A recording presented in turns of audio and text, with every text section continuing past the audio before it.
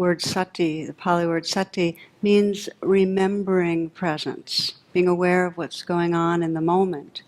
And as most of us know, when we most need it, when we're in traffic or when we're in engaged with our child and there's a lot of tension, or when there's an argument with a partner, or we're anxious about performance, we're overeating, a bag of trail mix, those are the times we most need mindfulness, and those are the times that it's absolutely like a million miles away, right?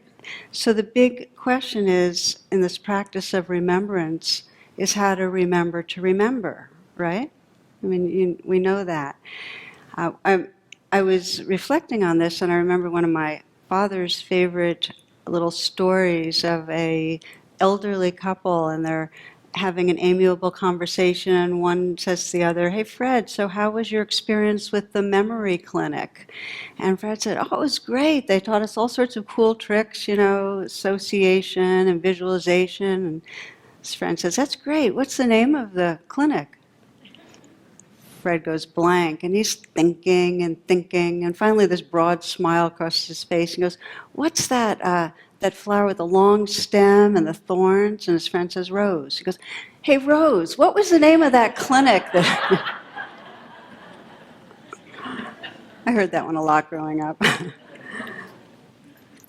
So we need a way to remember. I mean, we need a certain amount of mindfulness to be mindful. And many of you are familiar with the acronym RAIN, R-A-I-N. And it's a strategy for cultivating and applying mindfulness that's really easy to remember, to kind of, okay, let's just RAIN. Teachers have been sharing this now for probably over 20 years. And I find that this acronym is so helpful. I've ended up sharing it so regularly that I really wanted to dedicate a talk to diving in some more and looking at the elements of it and some of the challenges that come up, and have a little time so that we can do a full guided RAIN meditation together. Apply it. I'll be asking you to pick someplace you get stuck that you'd like to have a little more mindfulness holding. So a little bit of background on RAIN. The acronym was first coined by a senior Vipassana teacher, Michelle McDonald. Again, I think it was about 20 years ago.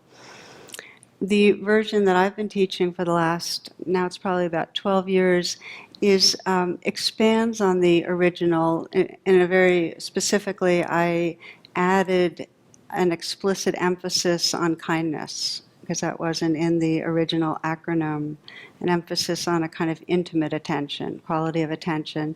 And I also kind of expanded what the investigation means. So we'll get into that in a bit. But I found that both for students, for anybody working with difficulty, for clinicians helping their patients and clients, that the acronym is really impactful.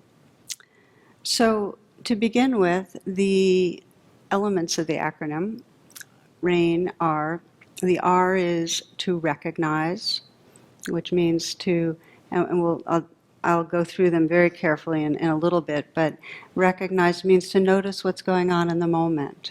You can name it, like, oh, fear, confusion, anger, whatever it is, just recognize it.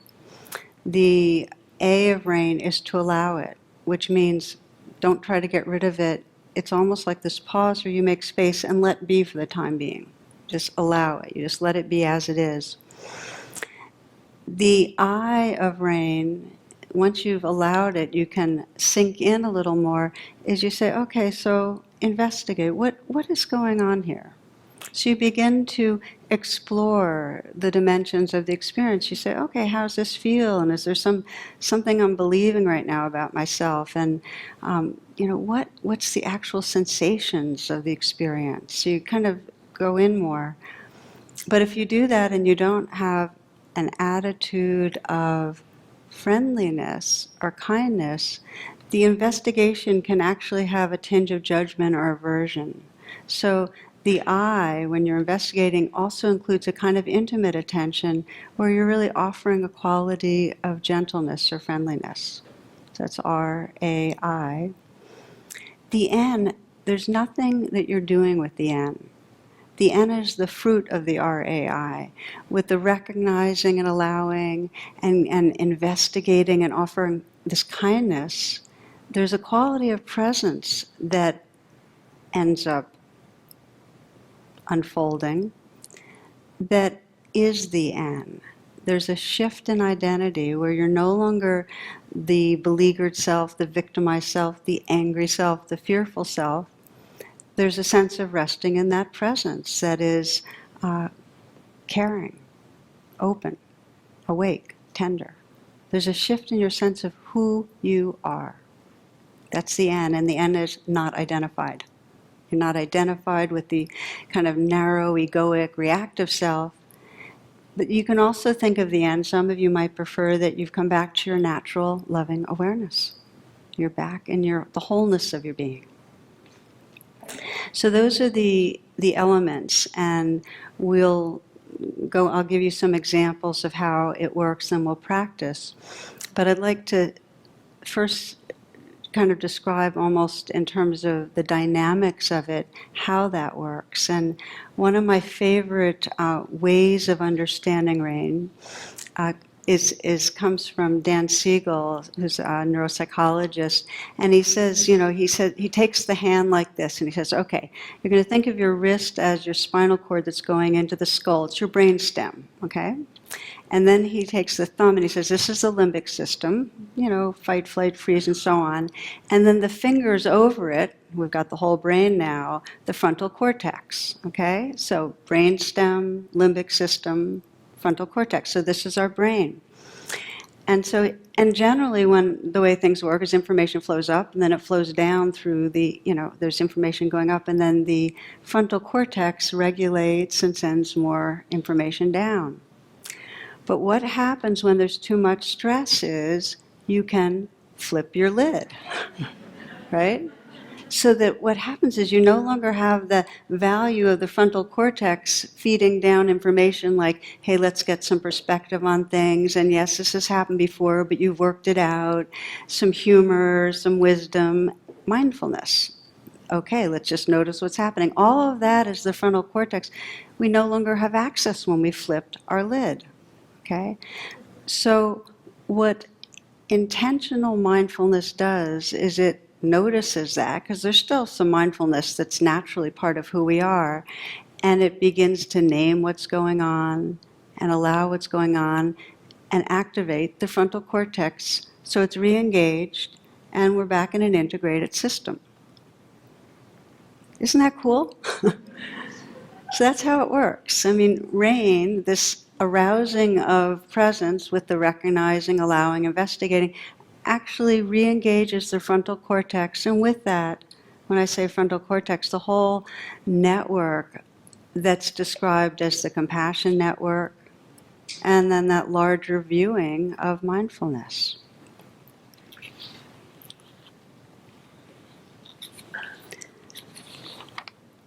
So I also like to think of rain in the more poetic way. If you think of the rain coming down from the skies, it's the sky is sky of awareness, and this rain of attention, and that when we're caught in a tight space, there's this nourishment that comes from the heavens that helps us to soften and open, and it helps us to, again, grow into our fullness. So many of you, maybe when you hear the acronym for the first time, as I did, one of the first thoughts was of Shakespeare, and the quality of mercy is not strained. It droppeth as the gentle rain from heaven, right? So when we're suffering, the freedom doesn't come from a strained effort. The freedom we don't fight our way out of the box. There's actually this gentle rain of attention that we offer to what's happening.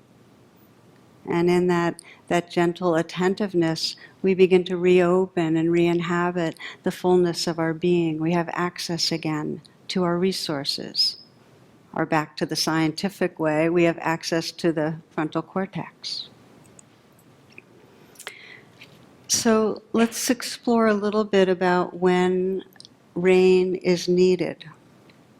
And the broad response to that is anytime we're stuck in a small place where we're caught in an egoic sense of something's wrong, I'm endangered, I'm threatened, I'm going to lose something, I've lost something, some sense of tightness or smallness. And there's many different ways that could happen. We might be caught in a conflict and be in the kind of reactivity where we're lashing out, and it might feel very familiar. And I'm going to name a few different versions of where rain can come in, because I want you to be thinking about how you'd like to apply it in your own life tonight when we practice. So perhaps you have a situation in your life where you just very easily get tripped off into, in some way, being aggressive or hostile or judgmental. It's perfect to practice on your own. Just rerun it, stop it where you're feeling reactive, and then start practicing rain. An alleged radio conversation between a U.S. naval ship and Canadian authorities. This is what was recorded. Americans say, please divert your course 15 degrees to the north to avoid a collision. Canadians say, recommend you divert your course 15 degrees to the south to avoid a collision. The Americans, this is the captain of the U.S. Navy ship. I say again, divert your course. The Canadians, no. I say again, you need to divert your course. The Americans sternly. This is the aircraft carrier USS Lincoln, the second largest ship in the United States Atlantic Fleet. We are accompanied by 3 destroyers, 3 cruisers, and numerous support vessels. I demand that you change your course 15 degrees north. That's 15 degrees north. Our countermeasures will be undertaken to ensure the safety of this ship. Canadians, this is a lighthouse. Your call.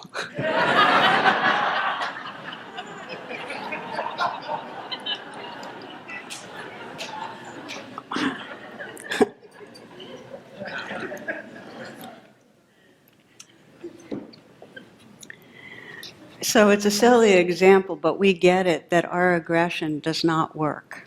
We know that.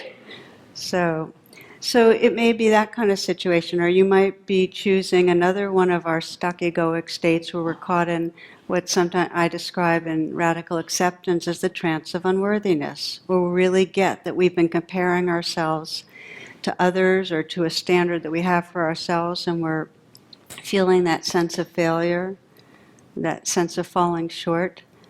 And we might just pause and say, okay, let's practice deepening attention. Rain is deepening attention. It's bringing more awareness.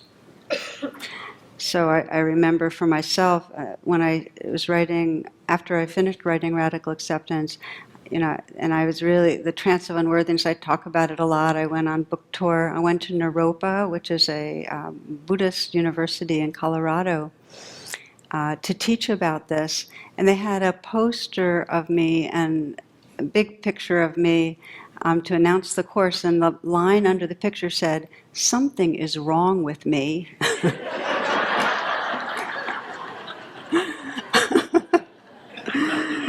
So if you're going around with the "something's wrong with me" feeling, that's a good time to practice rain.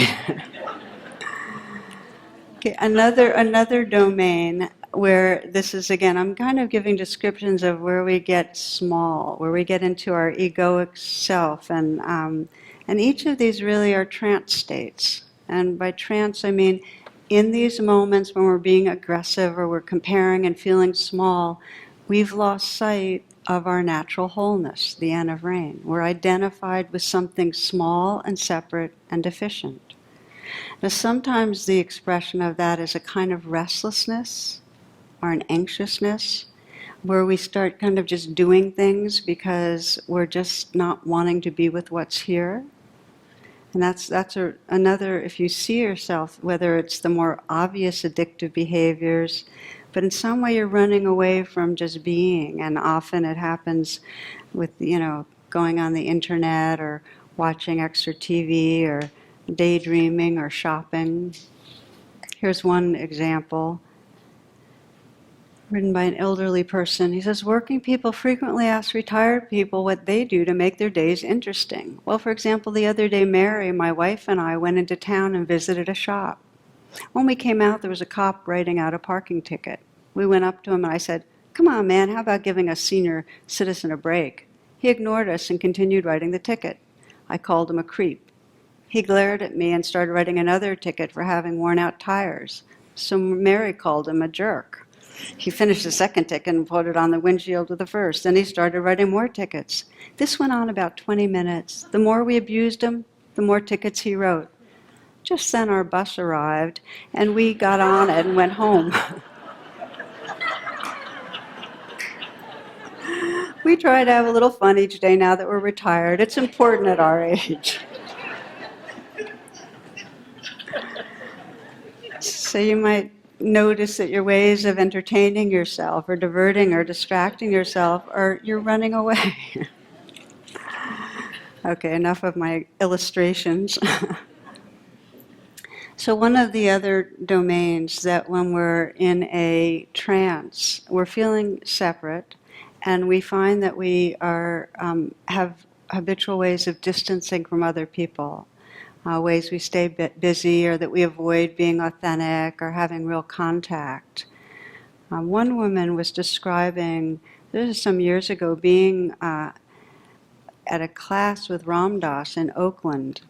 He had given a series of classes on serving others, and the class had really affected her because she noticed that every day when she went home from work, there was a homeless man by the metro, and she noticed that and she put money in his cup, but she realized that she could never look him in the eye. And she said that she was afraid, and then she started to examine this. And this is rain, where you really be with your experience. And she said, because if I really looked at him, he'd be sleeping on my living room couch. That we avert our eyes, we don't pay attention, we sometimes don't let ourselves take in other people's suffering because, well, we're afraid to open to the realness and to really get engaged in that flow of compassion and caring. We're afraid of it. So you might sense where you might be creating distance, and that's just another area to consider. Now, when we begin to practice rain, I mean, you can practice rain in the midst of things, in vivo. You might be in a conversation with someone and you can take a brief pause and do what I call a mini rain, where you really sweep through and in your mind you say, okay, getting angry, okay, let the energy be there, okay, what's going on, oh, feeling threatened. You can do a kind of a quick rain. Most of the time, though, with the real tangly stuff, need to do it step aside. You know, it needs to be a part of a reflection. And so, whereas a regular meditation, you're not purposely doing a project, you know, you're not, okay, I'm going to bring this meditation to this. We're really letting life be just as it is. It's also appropriate to sometimes do intentional reflections. And that's what I mean by practicing rain on the side. Okay, so we take the elements now and just slow it down and really look at what they mean. The recognizing and allowing is really the heart of mindfulness. Mindfulness is really noticing what's happening moment to moment without any judgment. We're just letting it be there. So that's the core piece of rain. And you might think of it in terms of two questions. And one is, what is happening right now? The recognizing has the question, what's really happening? If you ask yourself right now, you close your eyes and say, well, what's going on inside me right now? And you might try it. And you'll notice that the question directs your attention in a way that there's a little more contact with what's going on inside you right now. So recognizing the questions, what's happening or what's going on inside me, and then there's a naming that really helps us to connect and contact the experience. And as I mentioned before, you might say what's happening inside me right now, and you might say restlessness or anxious, or my mind's obsessing. It's hard to even feel what's happening in my body. You just name it. That's the recognizing. The second question, so you've asked what's happening, is, can I be with this? That's for allowing. What's happening? Can I be with this? So if you come out of tonight and all you remember is the R and the A, what's happening? Can I be with this? But more and more you pause and ask those questions, you'll be more awake. Okay? All right, so we ask those two questions, and to note that the recognizing and allowing creates a pause. That instead of tumbling into our reactive behavior, whether it's eating a bowl of ice cream, or lashing out through an email that's, judgmental, or whatever it is, we've paused. And as many of you know, one of my favorite quotes from Viktor Frankl is, between the stimulus and the response, there is a space, and in that space is your power and your freedom. If you can pause in the midst of a chain of, very familiar habitual activity, you have more choice. Okay? So the R and the A create a pause. And then they enable you to begin to investigate. Now, just to say that there are all different degrees of recognizing and allowing. You might recognize and notice, oh, I'm angry, and okay, let it be. Take a few breaths and try to go in, and it may be very, very glancing. Or you might recognize and really get it, and really allow, really let it be there. And then there'll be much more potential for investigating. We just, whatever level we go to. So then we begin to investigate with interest and friendliness. One of my favorite stories that really kind of brings to life what it means to investigate our experience comes from a film, Gorillas in the Midst. And some of you might have seen it, because in this film, Diana Fossey is shown to be this amazing field biologist. And she followed in the footsteps. Her mentor was George Shaler. He's a primate biologist who would go into the wilds and come back with amazing information about the lifestyle and habits of gorillas. So between them, they were able to really outline their tribal structure and their family life and the intimate habits. And when asked how he was able to investigate and gather all this information, he attributed to just one thing. He said, I didn't carry a gun. That previous generations of biologists had gone into the wilds with, toting these guns, and these very peaceful creatures had kind of felt that energy and not revealed their habits. So I feel like this really gives us a window into the spirit of mindfulness, and in particular, the attitude that we can bring when we investigate. That it's not judgmental. It's really that we're just the way you'd want to get to know a new friend. It's like, what is really happening? It's an extension of that question with the R. What's this really like? How am I experiencing this? It's a genuine quality of interest with the investigating. And what we're investigating really are different domains of our reaction. I mean, when I am investigating, I'm both investigating, what's the feeling and the sensations going on? And I'll sometimes ask, well, what am I believing right now? And often right away, I'll go, oh, I'm believing that I'm falling short. Or I'm believing that other person doesn't like me. It'll be right there. But I want to give you a warning about the asking about beliefs that I've seen many times when people are in the eye of rain and they ask about their beliefs. It spirals them into thinking and into stories, and it takes them away from their bodies. And the most powerful healing of rain comes through the body. So if you toss in the question, what am I believing? Put it in and just open and see if something pops up. But if it doesn't, don't go searching. And the reason I put out this warning is because we spend huge numbers of hours trying to figure out things in our life. Have you noticed how much you're going around through the day trying to figure out things? You know, trying to compute, trying to put things together. It's one of our defenses, that underlying sense of something bad's going to happen. I need to be prepared. So rain can get hijacked by the figuring out mind. So I want to spare you that and say it's very skillful to ask, what am I believing? Because whenever we're suffering, there's a limiting belief. And if you can happen to just identify it, that'll bring more mindfulness to the whole constellation of what's going on and less identification. But if you get caught up in thinking, then it just dribbles away. You're just caught in looping thoughts. So one domain, what am I believing? But then come back to the body, the big domain of investigation. When we're out in the fields and looking at these wild creatures of our being, is the felt sense.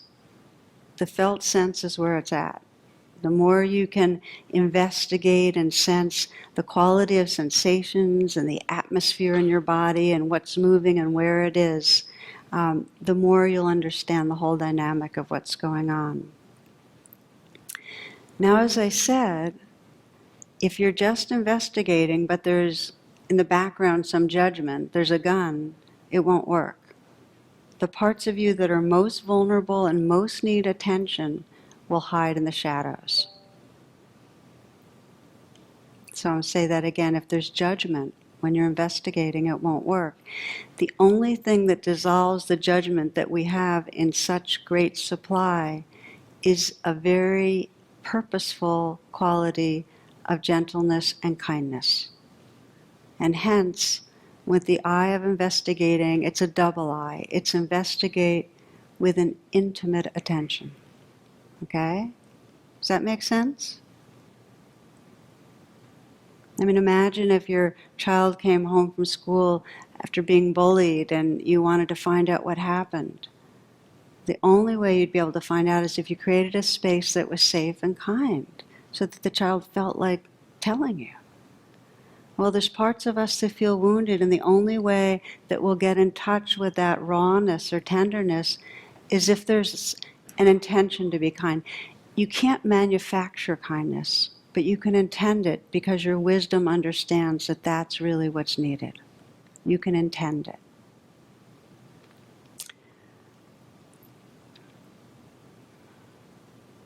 There's an understanding that whatever we can't in some way embrace with love or kindness imprisons us. It'll stay hidden and stay in control. And another way this was put was a wonderful yoga teacher once said, put your right arm over your left and hug yourself. And she said, and then put your left arm over your right and hug your evil twin.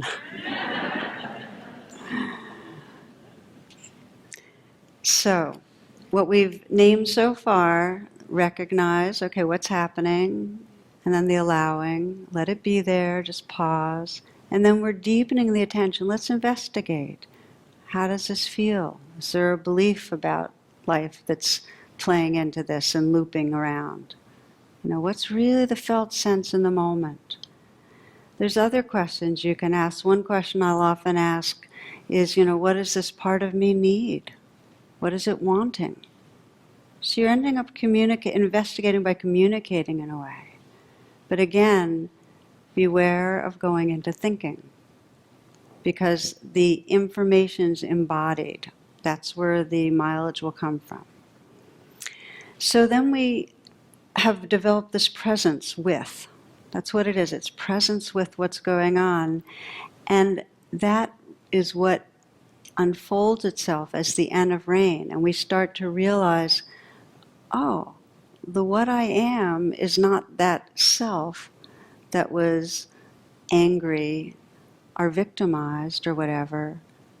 It's this experience of presence and kindness, loving awareness. And that's the gift or blessing of rain. Sometimes I use this metaphor of that we come into life, we incarnate, and because life is challenging and stressful, we all very naturally develop a spacesuit to get through. And the egoic self, or the spacesuit that's kind of controlling and navigating, is quite natural. The challenge is that we start identifying with the spacesuit and we forget who's looking through the mask. We forget that tender wakefulness of heart. And we get identified with the defenses and the strategies. So what rain does when we get identified in that, and there's a kind of that rigidity, that edginess of ego, rain does that gentle rain from the heavens, is it starts softening and creates more of a kind of porous transparency to the spacesuit, so we can remember the goodness and awareness and love that's here. Doesn't get rid of the spacesuit. We're not trying to get rid of the ego. We're just trying to remember that who we are is not limited to the egoic self. And that's really important to remember. It's a homecoming to a larger sense of being. Okay, let me give you a couple of examples of how we can use rain, and then I'm going to have you experiment.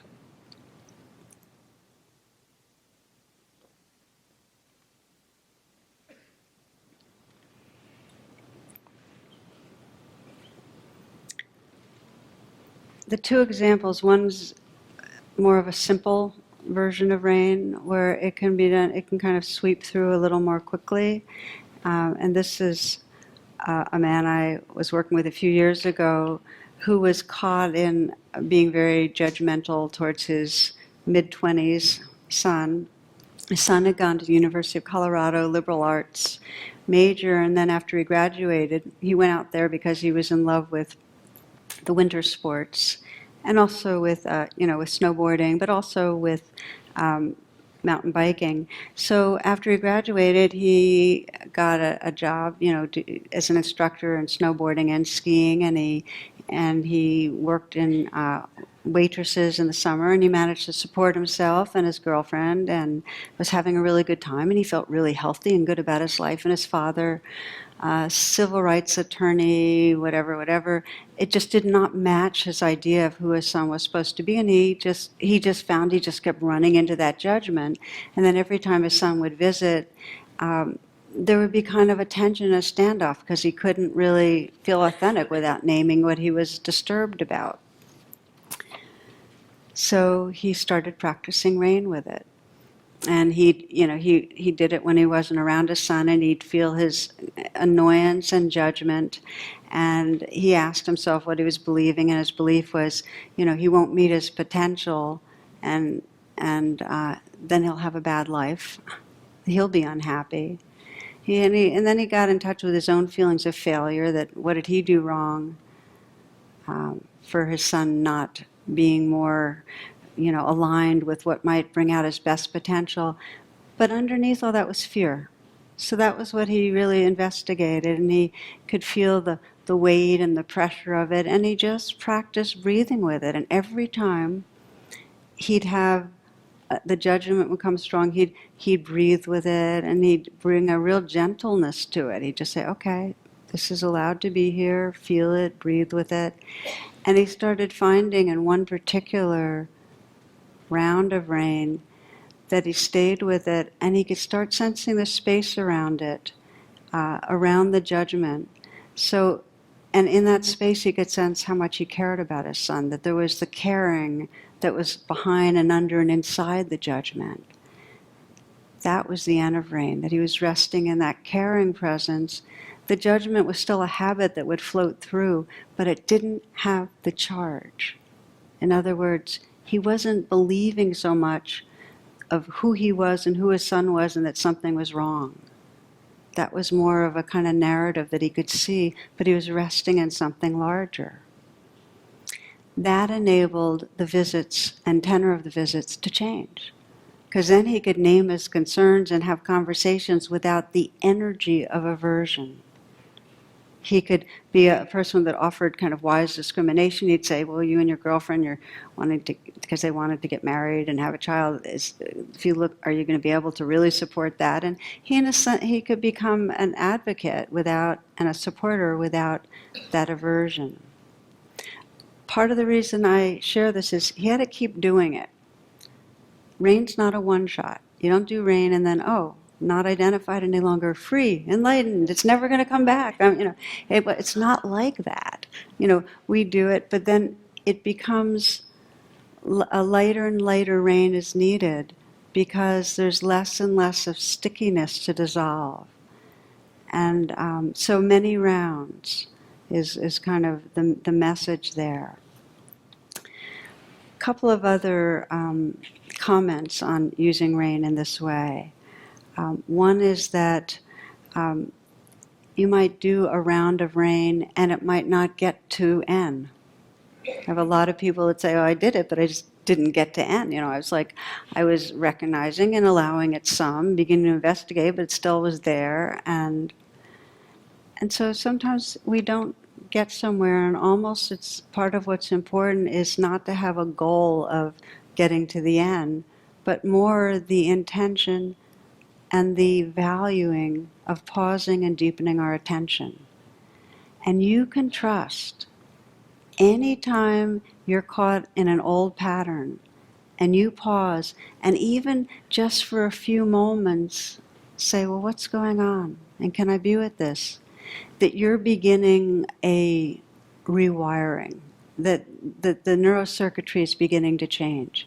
You are changing habits, even with the most lightest version of an incomplete rain, okay? Mindfulness helps, and this is mindfulness.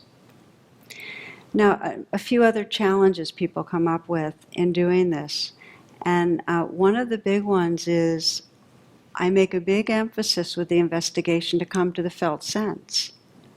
But what if you check in and you can't find any felt sense? In fact, you can't really feel your body very well. So what I would encourage with the investigating is to just invite the feelings to be there and notice what happens, and don't worry if you can't connect with your body. Scan through your body, try to notice, but just putting out the inquiry. What's happening? How does this feel? Where do I feel this? And doing that over and over again, the invitation is what counts. The intention is what counts.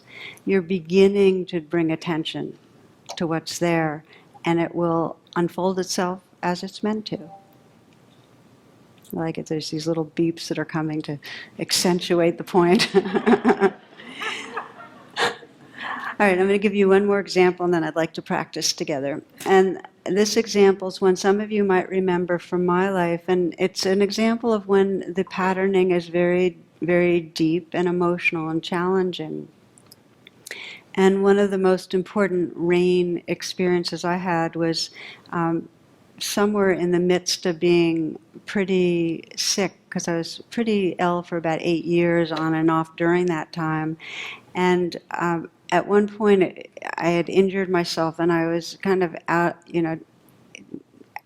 of things for a couple of weeks, and pretty physically uncomfortable, and just miserable, like kind of pessimistic, and just in a bad mood. So I, sometimes ask that question, what's between me and really being at peace with how it is? And I started meditating, and then realized that I was in a really irritable kind of state of mind. So I did rain more formally. And I would recognize and allow that, okay, I'm irritable, I'm miserable, I'm unhappy, let it be there. And it was just a big swamp. But as I started to investigate, I asked that question, what am I believing?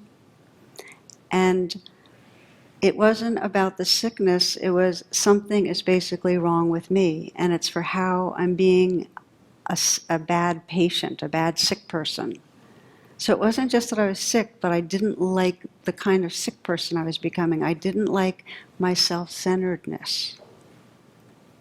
And just to unpack that a little, there was a sense like Well, I teach about equanimity and being the ocean and having these waves come and go, and here I am completely swamped by the waves and in a bad mood. I'm not being true to what I'm teaching. I'm getting really caught, and I'm being kind of narrow-minded and no fun to be around. So I was down on myself. When I saw that belief, oh, something's wrong with me, then I could feel into my body, and there was shame. It was a sense of kind of a hollow, achy, feeling that I just wanted to disappear. And I kept investigating, but as I investigated, I put my hand on my heart. And I find for me, the intimacy part of rain really helps to have a very light touch on the heart. It's as if I'm keeping company in a kind way. And I sensed that that place that felt so ashamed just wanted some message of kindness. So I often use these words, "It's okay, sweetheart," some message of kindness. Recognize, allow, investigate, bring an intimate attention. And as I sat and breathed and sent that kind of message in, there was an opening. There was more space, more tenderness.